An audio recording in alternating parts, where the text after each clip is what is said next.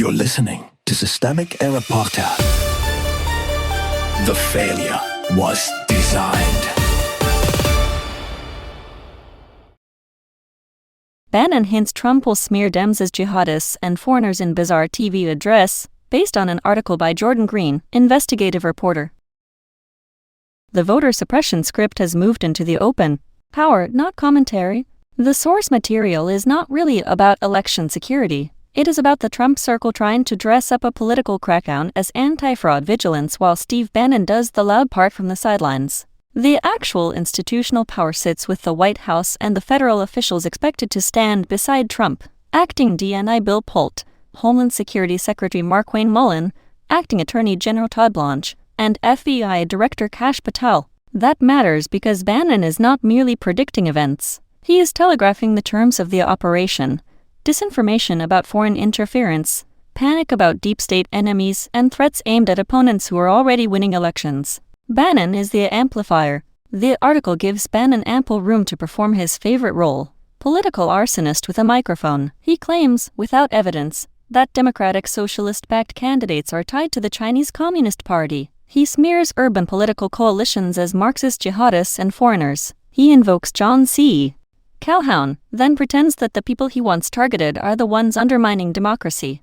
That is not analysis. It is a permission structure. Bannon supplies the mythology that lets Republicans and their allies talk about elections as something to be fixed by force, not won by votes. The power is not in the lie itself. The power is in what the lie authorizes officials to do next. Fraud theater, again. The reporting notes that lawsuits and state and federal investigations found no evidence of fraud that would have changed the 2020 result. Joe Biden won. That should end the fantasy. Instead, the White House is reportedly preparing a stage set for another round of insinuation, with declassified intelligence reports teased like a reveal. This is the same con in a new wrapper. First invent a fog of suspicion, then call the fog evidence. Then use the manufactured uncertainty to justify surveillance, purges, and restrictions on voting. The article's framing is weak wherever it treats this as merely a spectacle around Trump's Thursday speech. The spectacle is the mechanism. ICE at the polls means suppression. Bannon's call to send ICE agents to polling places is the clearest sentence in the piece,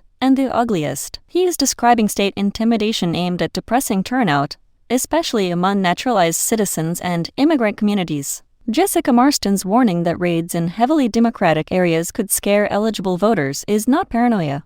It is the obvious political function of putting immigration enforcement near the ballot box. If ICE enters elections as a weapon, the conclusion is not reform, it is abolition. An agency built for coercion, family separation, and ethnic fear does not become democratic because someone renames the abuse as election protection. Polling places are supposed to be sites of civilian political participation, not scenes of federal menace. The real target is the electorate. Bannon's rhetoric is not really about Chinese influence, and it is not really about fraud. It is about narrowing who gets to count as a legitimate participant in American politics. He wants to delegitimize left coalitions, criminalize opposition, and cast immigrant communities as suspect before a single vote is cast. That is why the White House silence matters. It does not read as restraint. It reads as tactical ambiguity. Keep the threat flexible, keep the targets nervous, and let the rumor mill do the work before any agent ever shows up. The pattern is authoritarian discipline. This is the recurring pattern.